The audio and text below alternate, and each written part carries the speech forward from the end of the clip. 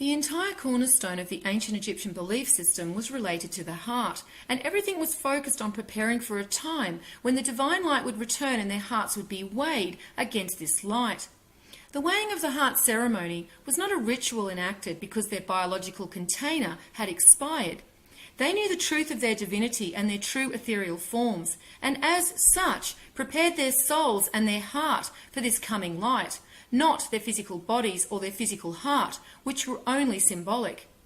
The physical heart, like the pineal gland, are physical extensions of energy points within our ethereal bodies. Our ethereal body is who we are first and foremost. It is the form in which we were first created, and as such, it is with the ethereal body that we feel changes in vibrations or resonance first. These changes are then relayed to certain physical parts of our body that relate to these energy points. So for example, when sun gazing, you may feel a sensation behind your forehead, and your first thought is that it must be your pineal gland. However, what you are experiencing is your pineal gland reacting to a resonance from your third eye chakra, which is then being felt in the physical extension of that energy point. The correct way to perceive yourself is as an ethereal being, for this is who you are, and this is what the establishment have tried to hide from the masses, to keep them locked down into a physical perception of themselves. The establishment have even gone as far to create departments to program the reality of the masses into one of physicality, using agencies like science, which they then disguise as education, when in fact it is merely programming. Most people wouldn't know that the Big Bang Theory was postulated by a Catholic priest, and which establishment has so much to lose if humanity woke up to the fact they are ethereal and immortal, and they are only responsible to their own souls and God for their immortality. Do you think we would need crime control and government to live as decent beings upon this planet if that truth were known? I think not.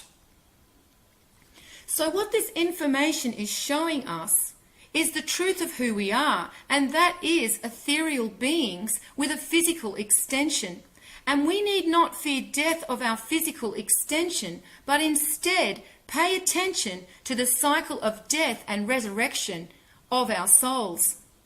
If we look to the Aramaic Bible in verse Matthew 10:28, "And you shall not be afraid of those who kill the body, that are not able to kill the soul.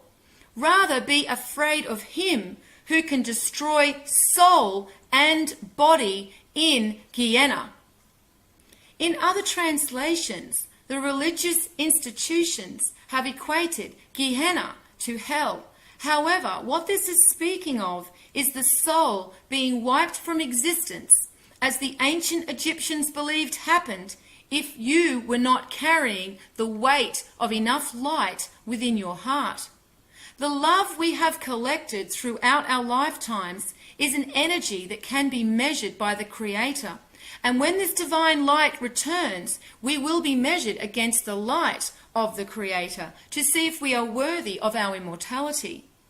And we see this verse is number 10:28, which is reduced to 10:10, showing the infinite cycle of the twin souls. In this verse, from the Egyptian Book of the Dead, they speak of the heart and truth leading them back to heaven and their godlike divinity. It states, "May the hearts of gods lead him in his exalted state into heaven among the gods who appear in visible forms. If any god or any goddess attack Osiris Ani, whose word is truth, when he setteth out, the ancestor of the year who liveth upon hearts, Osiris, shall eat him when cometh forth from Abydos. And the ancestors of Ra shall reckon with him, and the ancestors of light shall reckon with him." This is showing that those who live and speak in truth will once again experience a time when they walk as gods on this earth, and that those who do live in truth are protected and guided by the gods. However, although our paths are destined, we have free will to take a higher or lower path and see if we meet our tests through strength of character and heart, or whether we give in to the temptation of the lower path and remain in bondage to the physical plane.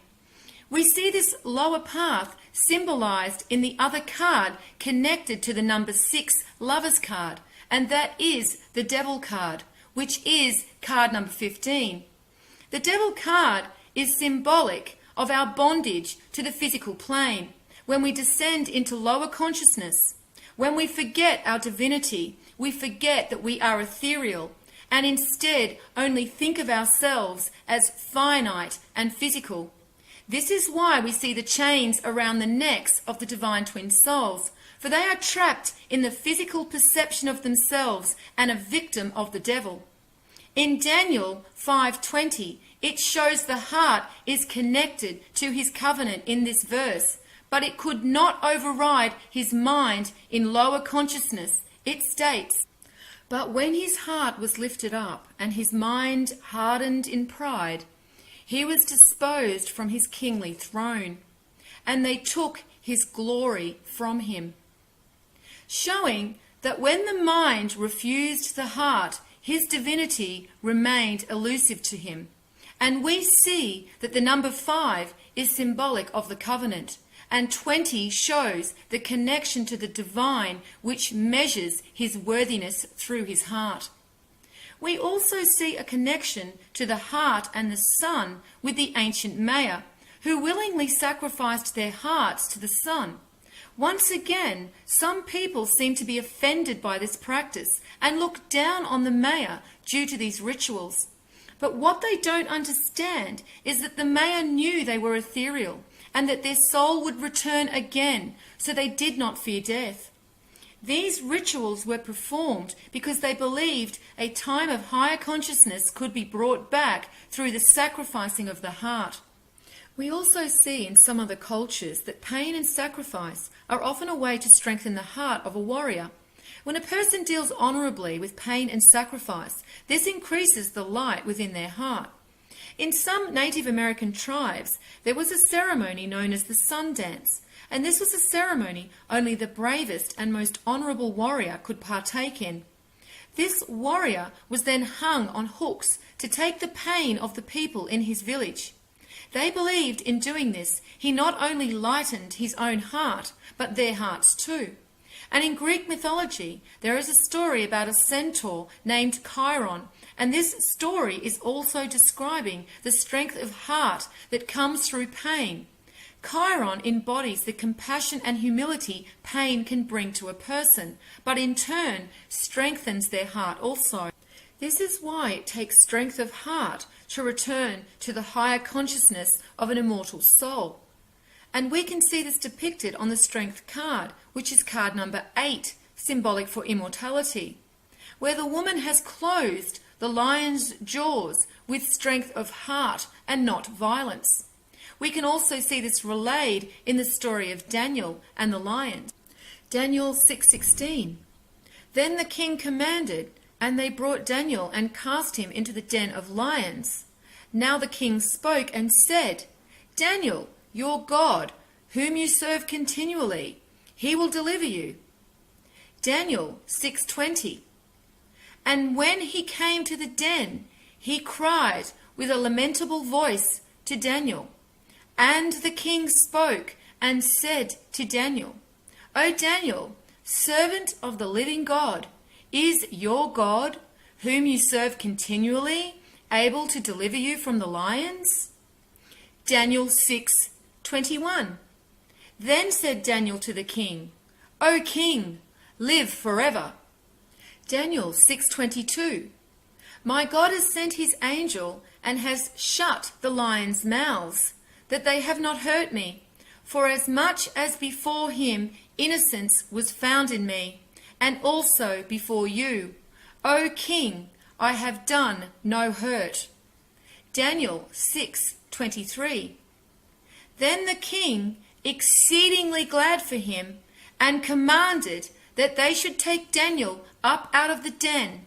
So Daniel was taken up out of the den and no manner of hurt was found on him, because he believed in his God.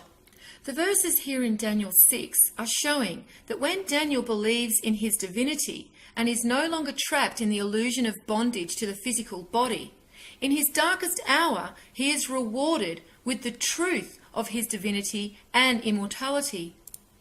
This is relayed to him by his angel, which is symbolic for his ethereal self. Therefore, the lions, knowing Daniel's understanding of his immortality, see no reason to kill him. This is what the strength card number 8 is once again symbolic for. And on the Tree of Life, the Sephirah Hod number 8 is directly connected to the strength card, and is said to be symbolic of, instead of conquering an obstacle in one's path, to rather overcome it by subduing oneself to the obstacle. And we see that the Sephiroth of the heart is connected to the Sephiroth of strength through the path of vision. This is symbolic in the way one perceives themselves. The story of Daniel shows that his trust in himself, of who he really was actually his trust in God, and he was rewarded as such for his courage with immortality. And finally, in Proverbs 10:20, we see that the heart weighted in sin is of little value compared to the soul that lives in truth. The tongue of the just is as choice silver. The heart of the wicked is little worth. Once again, 20 is connected to the heart, and 10 is symbolizing the covenant of the divine twin souls and the infinite cycle of the souls. So now we have an understanding for the divine twin souls in their physical form on the material plane through the Lover's card. So let us now look to the next card that is symbolic of our ethereal form and the ethereal realm, which is card number 7, the Chariot.